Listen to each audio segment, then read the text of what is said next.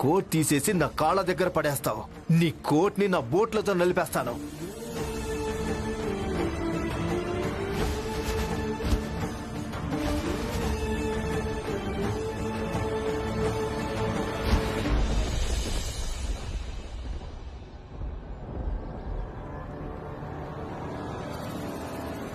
నాతోనే పెట్టుకోవాలనుకుంటున్నావు కదూ? నీ స్తోమతేంటో తెలిసింది కదా.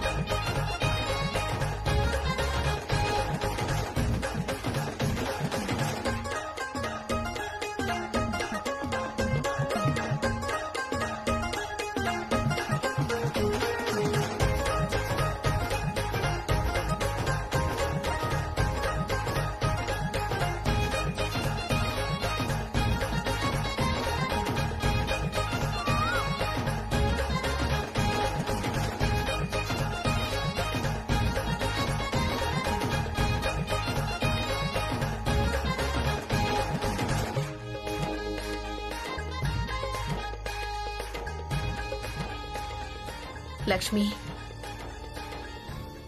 పుష్ప పుట్టినరోజు వంకతోనైనా సరేనమ్మా, కొంచెం సంతోషంగా ఉండమ్మా. భీమ్ ఇంకా రమ ఇప్పుడు ఇంట్లోంచి వెళ్ళిపోయారు. నవ్వు. ఇక చాలా ఆపేయండి, ఆపేయండి. వంట తయారైంది, రండి. పుష్ప వాళ్ళమ్మ తొందరగా రా, వడ్డించుదాం. రా పులియా.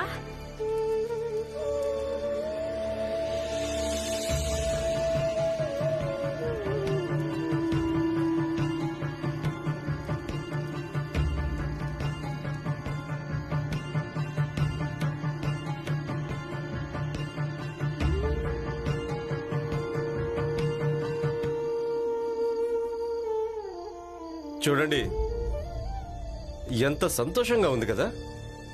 మిగతా వాళ్ళలాగే భీమ్ పనిచేసి తిరిగొచ్చాడు. ఇక తన భార్య రమ తన బాగోగులు చూస్తోంది. అలాగే రోజంతా ఏం జరిగిందో అడుగుతోంది. నాకేమనిపిస్తుందంటే ఇక ఇదే విధంగా మున్ముందు రమ ఇంకా భీమ్ జీవితాలు కొనసాగుతూ ఉండాలి అని. అవును హితేష్ అన్నా, ఈ రోజు మొదటిసారి ఏమనిపిస్తుందంటే భీమరావు పూర్తిగా ఒక బాధ్యత గల వ్యక్తి అయిపోయాడని. చాలా బాగుంది.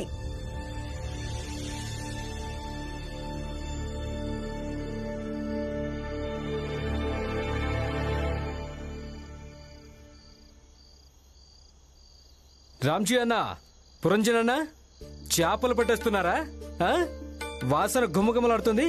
సరే, స్నానం చేసి తొందరగా బట్టలు మార్చుకొని రండి. తొందరగా మనందరం పుష్ప పుట్టినరోజు జరుపుకుందాం. అవును, వంట కూడా మొత్తం సిద్ధంగా ఉంది. మనందరం కలిసి తిందాం. త్వరగా రండి.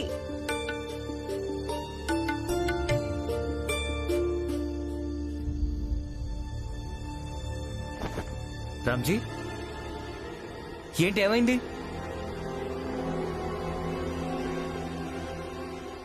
రామ్జీ, రామ్జీ ఏమైంది? రామ్జీ, రామ్జీ ఏమైంది? రామ్జీ ఏమైంది? రామ్జీ, నాన్న, నాన్న ఏమైంది మీకు? చాలా చాలా తలనొప్పిగా ఉంది. నేను వెళ్ళి డాక్టర్ని తీసుకొస్తాను. వద్దు, నా ఇంట్లోంచి ఎవరో ఒకరు వెళ్తారు. నువ్విప్పుడు నీ ఇల్లు మార్చుకున్నావు కదా. కానీ నాన్న, నీకు వినిపించలేదా? నువ్వు తన కళ్ళెదురుగా ఉంటే ఆయన ఆందోళన పడుతున్నారు. అంతా నీ కారణంగానే జరిగింది.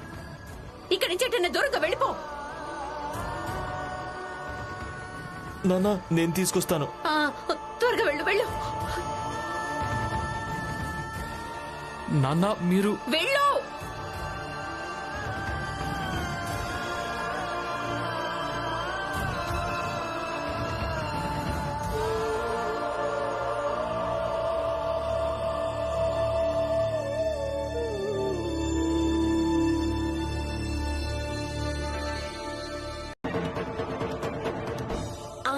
చొక్కా లేదు. మీరు బయట ఏం విన్నారో అది నిజం కాదు. నిజమేంటంటే తనకు మంచి ఉద్యోగం దొరికేదే, కానీ మధ్యలో ఆ నరోత్తం జోషి వచ్చాడు. లేదంటే ఈయనకు అదే రమా, నేను ఇదే వివరించడానికి ప్రయత్నిస్తున్నాను. ఇక ఇదే నీకు చెప్పడం మర్చిపోతున్నాను. చూడు, కేవలం ఇదే కాదు, ప్రతి చోట తనకు నరోత్తం జోషి లాంటి వాళ్ళు తగులుతూనే ఉంటారు. ఇక చివరికి మట్టే మోయాల్సి ఉంటుంది. అందుకే కొంచెం పని పాట మీద దృష్టి పెట్టు, అంతా చక్కబడుతుంది. అంటే చదువుకునే భీమ్ తన తండ్రి కంటిపాప లాంటి వాడు, తను పనిచేసే భీమ్లానే మారగలడు. అలా మారితే నాన్నతో నీకున్న బంధం చక్కబడిపోవచ్చు. అలాగే మీ ఇద్దరి జీవితాలు కూడా పట్టాల మీదకెక్కొచ్చు.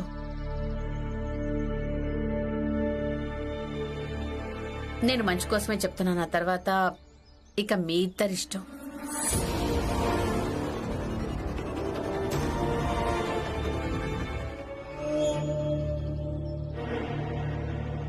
తినండి, లడ్డు తినండి. బాబుగారు, లడ్డూలా? ఈ లడ్డూలు ఏ సంతోషంలో పంచుతున్నారు బాబుగారు? విషయం ఏమిటంటే ఈ రోజు పూజ్యులైన మా నాన్నగారి పుట్టినరోజు. పుట్టినరోజు శుభాకాంక్షలు బాబుగారు. శుభాకాంక్షలు బాబుగారు. మీకు తెలుసా, నాకు అలాగే మా నాన్నగారి మధ్య అనుబంధం చాలా బాగుంది. భీమరావు రా రా.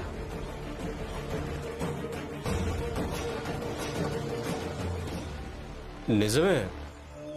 అయినా ఈ మధ్య తండ్రి కొడుకుల మధ్య మంచి అనుబంధం ఎక్కడ ఉంటోందని ఇప్పుడు మీరు మా వీధిలోనే చూడండి. తండ్రి కొడుకులు పంపకాలు చేసుకున్నారు. ఇదిగో చూడండి, మీకు మా కుటుంబంతోనే ఎందుకింత సమస్య చెప్పండి. అన్నట్టు సమస్య అంటే గుర్తొచ్చింది. రామ్జీ, నీ ఆరోగ్యం అంత బాగోలేదని విన్నాను. పనిలోకి వెళ్ళగలవా లేదా? వెళ్తాను, తప్పకుండా వెళ్తాను.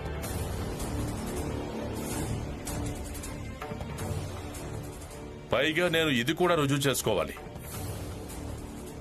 నేను ఎంత ముసలివాణ్ణైనా సరే, కానీ ఈ మాత్రం సమర్థత ఖచ్చితంగా ఉందని, నేను నా కుటుంబ అవసరాలను నెరవేర్చగలనని. అలాగే నేను ఇది కూడా రుజువు చేసుకోవాలి, రామ్జీ సక్పాల్ కేవలం ఊరికే మాటలు చెప్పడని.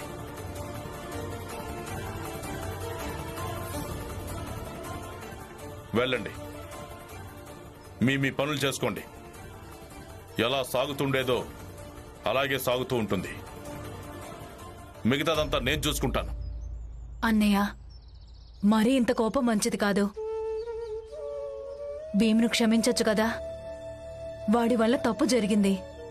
ఎంతైనా మీ కొడుకు. మీరా మరీ అంత అవగాహన లేని వాణ్ణి కాదు, నాకేమీ అర్థం కాకపోవడానికి. నేను పనిలోకి వెళ్తాను. ప్రాణాలు ఉన్నంత వరకు అంతవరకు పని చేస్తాను.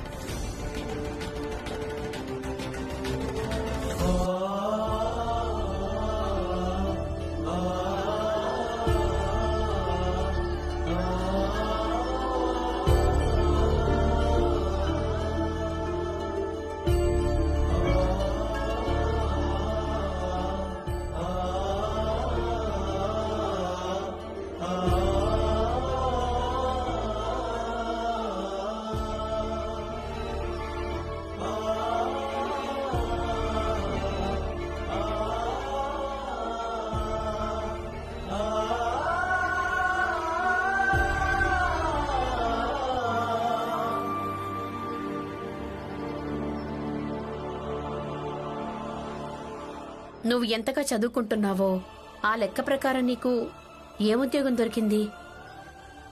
మట్టెత్తి పారబోయడమా? అది చదువురాని రమ కూడా చేసింది కదా. ఒకవేళ ఇంతగా చదివి కూడా నీకు ఒక మంచి ఉద్యోగం దొరకలేదు అంటే ఇక ముందు చదివినా ఇంకేం దొరుకుతుంది?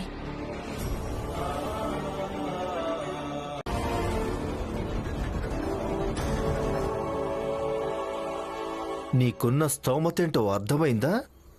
లేక ఇంకా ఉద్యోగం గురించి ఆలోచిస్తున్నావా? ఇన్నేళ్ల నుంచి పోరాటం చేస్తూనే ఇక్కడి దాకా చేరుకున్నాను. ఒక అధికారి ఉద్యోగం ఇవ్వనంత మాత్రాన నా స్తోమతేమీ తగ్గిపోదు. అయినా నాకు ఉద్యోగం ఇవ్వడానికి ఈ బొంబాయిలో కేవలం ఒక్క అధికారి మాత్రమే లేడు. ఇదే కదా నీకున్న నిరాధారమైన నమ్మకం భీమ్రావ్. ఇదే నీ జీవితానికి కాలుడు. నీకున్న ఈ నిరాధారమైన నమ్మకాన్ని నిర్వీర్యం చేస్తాను. అయ్యో రమా, ఏమైంది? ఈ దెబ్బెలా తగిలింది?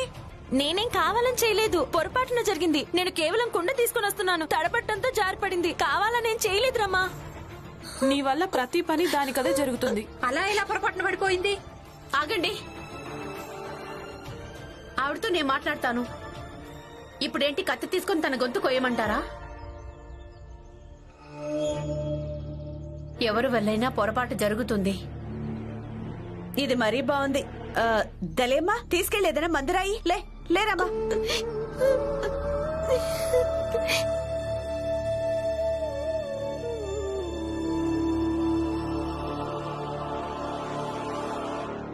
పద వెళ్దాం. నువ్వు ఉద్యోగాన్ని వెతుకు. ఇక నేను అక్కడికి వెళ్ళి నీ జాతి అలాగే స్తోమతేంటో చెప్తాను. నేను మీకేమన్యాయం చేశాను?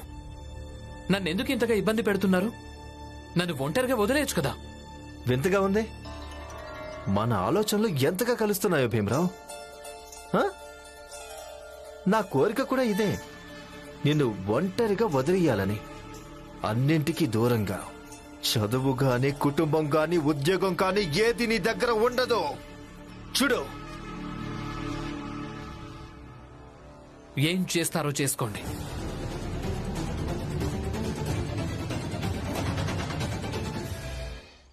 పురంజన్, ఇక కేవలం ఒకటే ఉపాయం ఉంది. నేను ఏదో విధంగా మంజుల గొలుసు విడిపించి తనకిచ్చేస్తాను. అప్పుడు భీమ్ చదువుకోవడానికి తిరిగి వస్తాడు. అది సరే కానీ రామ్జీ, మంజుల గొలుసు విడిపించాలంటే 15 రూపాయలు అవుతాయి రామ్జీ. మరి అలాంటప్పుడు అంత డబ్బుని మనం ఇంత త్వరగా ఎలా ఏర్పాటు చేయగలం? చెయ్యాలి, ఖచ్చితంగా చెయ్యాలి. ఏదో ఒకటి చేయక తప్పదు. అసలు నీ దగ్గరికి మందు తాగడానికి డబ్బెక్కడి నుంచి వచ్చింది? నీ భార్య పిల్లలు ఒక్క పైసా కూడా ఇవ్వమని చెప్పారు కదా. మరి నువ్వు ఈ డబ్బెక్కడి నుంచి తీసుకొచ్చావు? హాస్పిటల్కి వెళ్ళాలి, రక్తం అమ్మేయాలి, మందు కొట్టాలి. మందు కొట్టడానికి భార్య పిల్లలు గుర్తే రాడు. హాస్పిటల్కి వెళ్ళాలి, రక్తం అమ్మేయాలి, మందు కొట్టాలి, అంతే. నువ్వు ఈ జన్మలో మారవు. ఈ రోజు నుంచి మందు కోసం ఇంకెప్పుడు రక్తం అమ్ముకోకూడదు, అర్థమవుతుందా?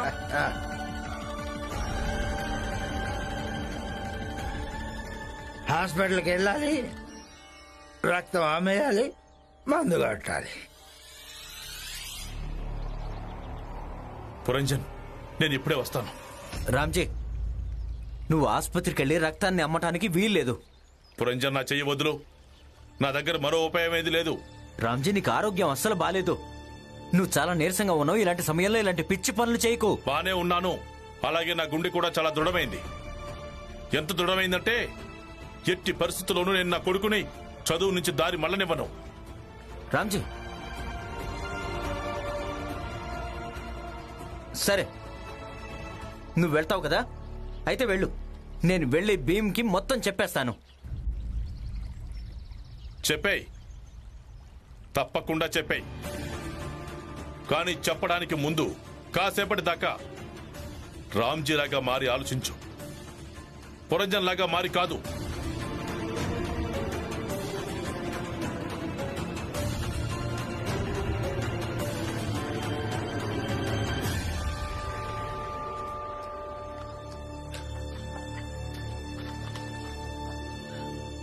భీమరావ్, భీమరావ్,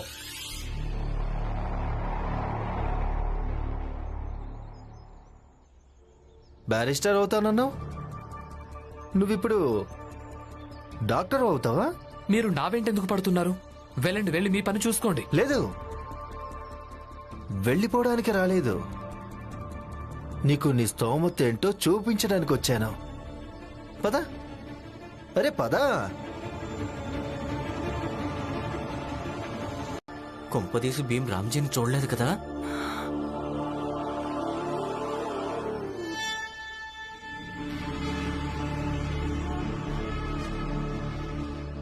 అరే, అలా దుప్పటి కప్పుకొని రక్తం ఇస్తున్నదెవరు? కొంచెం నన్ను కూడా చూడండి.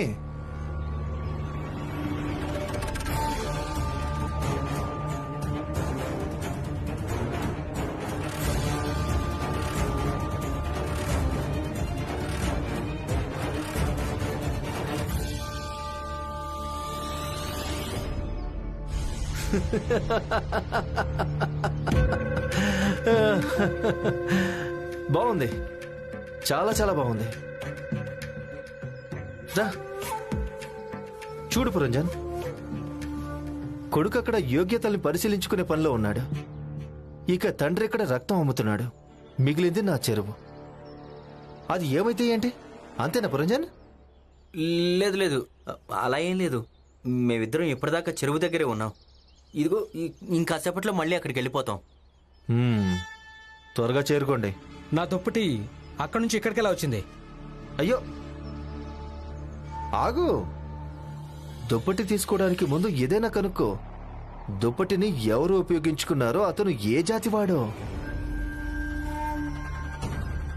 ఏ జాతి చెప్పు.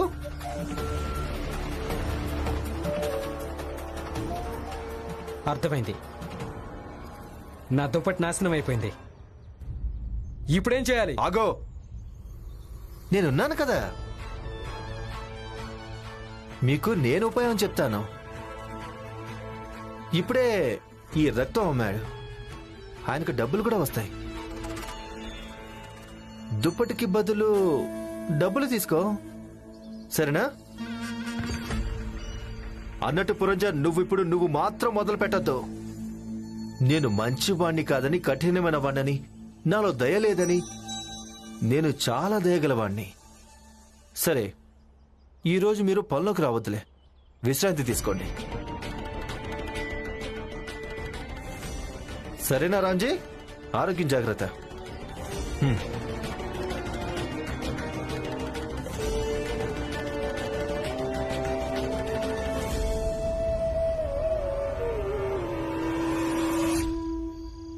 ఇంతవరకు తండ్రి రాలేదు, కొడుకు రాలేదు. అరే ఏంటిది హితేష్ అన్న, నువ్వు ఎప్పుడు చూసినా తండ్రి కొడుకుల వెంట పడుతూనే ఉంటావు. కొంచెం నీ పని కూడా చూసుకోవచ్చు కదా. చూడన్నా, ఈ తండ్రి కొడుకుల నాటకం కొంచెం వేరు. ఎవరికి తెలుసు, బయట ఇద్దరు కలిసి ఉంటారేమో, ఇక ఇక్కడికి వచ్చాక ఇద్దరు నాటకాలు ఆడతారేమో. నట్వర్, బయటికెళ్ళి రాంజీ అన్న, భీమరావు ఏదైనా చేసుకొని అదంతా నీకెందుకు? ముందు నీ నాటకాలపై, అర్థమైందా? అలాగా, మీరు మీ నాటకాలు మొదలు పెడుతున్నారా? ఏంటి? నాకేమనిపిస్తుందంటే, తండ్రి కొడుకులు ఇద్దరు కలిసి జీజాబాయిని పిచ్చిదాన్ని చేస్తున్నారని కాదా? అసలు మీరేమనుకుంటున్నారు? మీ నోటికి ఏదొస్తే అదే వాగుతున్నారు.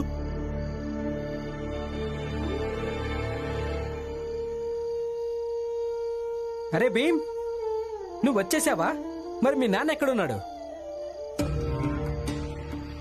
ఆనందన్నయ్య, ఇంతవరకు నాన్న రాలేదా? నేను వెళ్ళి వెతుకుతాను. ఏం అవసరం లేదు, నా భర్త తనకు తాను రాగలరు.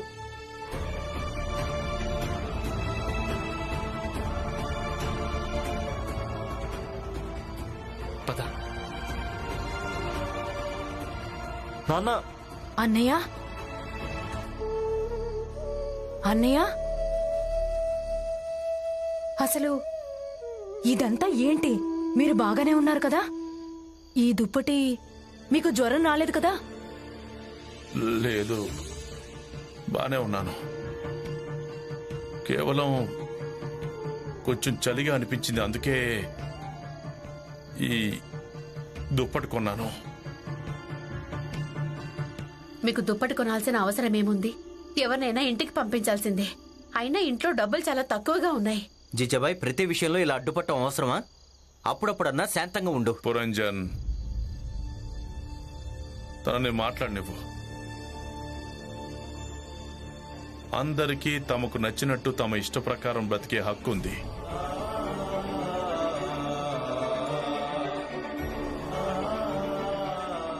నాన్న, మీరు లోపలికొచ్చి విశ్రాంతి తీసుకోండి. పదన్నయ్య.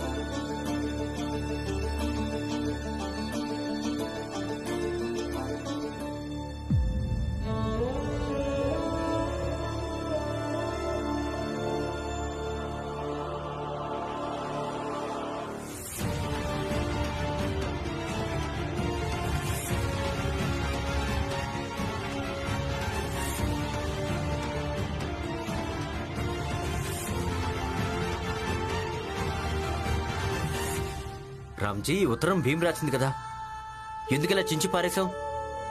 అసలు అందులో భీమ్ ఏం రాశాడో చదువుంటే బాగుండేది కదా. నువ్విలా చేయటం భీమ్ చూసుంటే ఎంత బాధపడి ఉండేవాడు.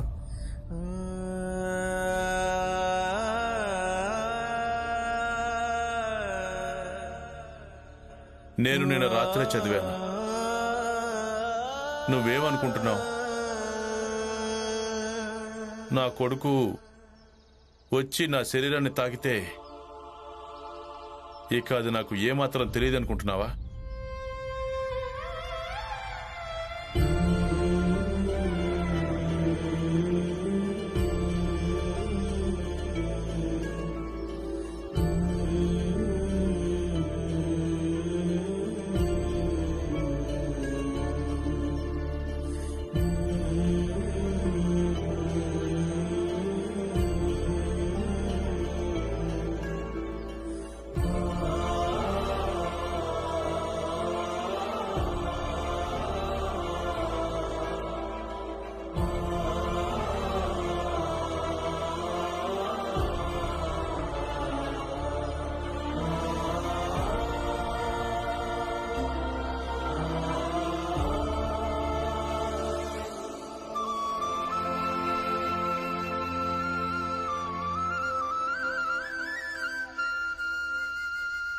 నాన్నా, ఇక్కడికి రావద్దని మీరు చెప్పారు. అందుకే నేరుగా మిమ్మల్ని నిద్రలేపి అడగడానికి ధైర్యం చాలలేదు నాకు. మిమ్మల్ని వేడుకుంటున్నాను, మీ ఆరోగ్యం జాగ్రత్తగా కాపాడుకోండి.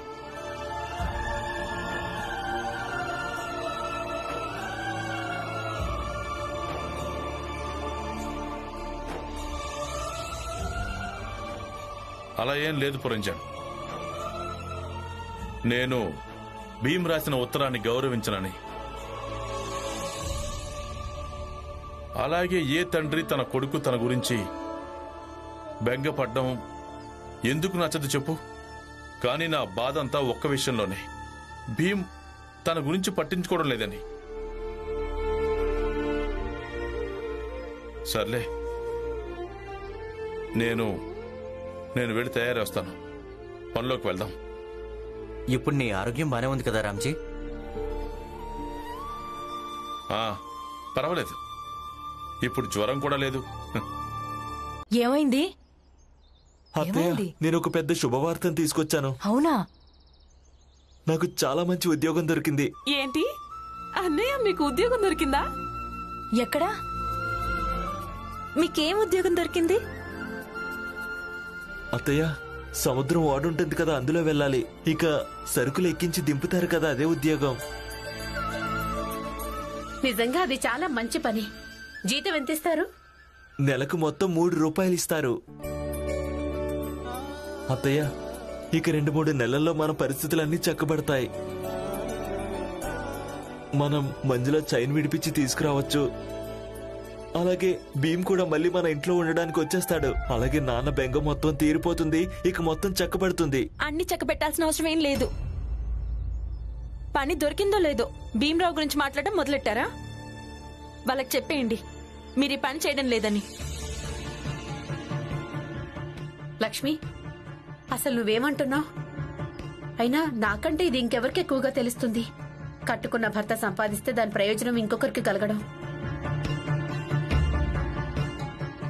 ఒకవేళ నీ భర్త సంపాదిస్తుంటే డబ్బు మన ఇంట్లోకే వస్తుంది కదా, మనందరికీ ప్రయోజనం కలుగుతుంది. ప్రయోజనం గురించి బెంగలేదత్తయ్యా.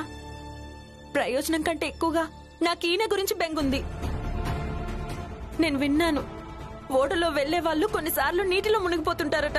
మరి ఈ ఇంటి కోసం కేవలం ఈయన ఎందుకు త్యాగం చేయాలి?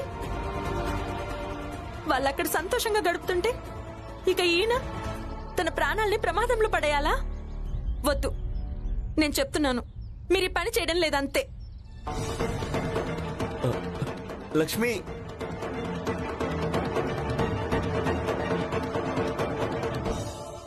చూసావు కదా జీజాబాయ్, విషాన్ని నాటే వాళ్ల జీవితాల్లో మామిడి పళ్ళు ఎప్పటికీ రాసి పెట్టి ఉండవు. లక్ష్మి పెళ్లి చేసుకుని వచ్చినప్పుడు అప్పుడు రమాలాగే ఆవులా ఉండేది. కాని నీ సాంగత్యంలో ఉంటూ ఇలా తయారైంది. ఎలా అయితే నీ నాలుక కత్తిలాగా ఆడుతుందో అలాగే తన నాలుక కూడా పదునైన కత్తిలా తయారైంది. అది ఇప్పుడు నిన్నే కాటేస్తుంది. ఏ విత్తనం నాటితే అదే ఫలాన్ని పొందుతావు. లక్ష్మి, ప్రమాదం ఎక్కడా లేదు. నువ్వే ఆలోచించు.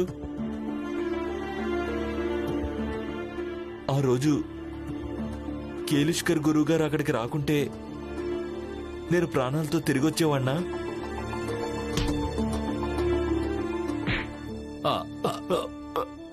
పైకిలే, మెల్లిగా నెమ్మదిగా బాబు. నేను అదే రోడ్డు మీద ఉండేవాణ్ణి, అక్కడే చనిపోయి ఉండేవాణ్ణి. ఈ భయాన్ని నీ మనసులోంచి తీసేయి. నువ్విది ఆలోచించు. నీ భర్తకు ఒక అవకాశం దొరికింది, దాంతో మన ఇంటి పరిస్థితి చక్కబడుతుందని. ఇది నా దృష్టిలో అదృష్టం, అలాగే నీ దృష్టిలో గర్వపడే విజయం. లక్ష్మి, నీ భర్తకింత యోగ్యత ఉండడం. మాట్లాడవేంటి లక్ష్మి?